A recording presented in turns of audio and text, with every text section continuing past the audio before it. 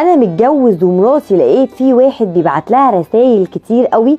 حاولت اراقب مراتي لاني شكيت ان في بينهم حاجة، وفعلا لقيت في شات محذوف، بس اللي فهمت منه ان هي حكياله حاجات كتير قوي عن بيتنا. احنا كزي اي بيت في بينه مشاكل، احنا بقالنا 10 سنين متجوزين. انا مش مصدق ازاي مراتي تعمل فيا كده، بس انا بحبها قوي. ولما كلمت الشخص دوت لقيته هرب ومعرفش عنه اي حاجة. وكل ما اقول لها هو مين ما ترضاش تقولي وتدافع عنه، وتقولي انا كنت معتبراه زي اب وسند، ان هو كبير في السن.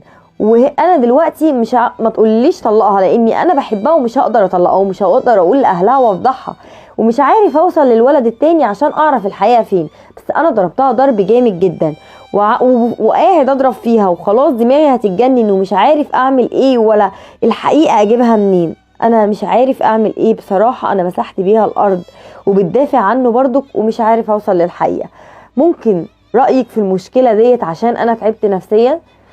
انت مش عاوز تطلقها وانت فعلا كده خايف على بيتك وبجد بتحبها، واسمع مراتك، يمكن فعلا هي مش بينها وبينه حاجة.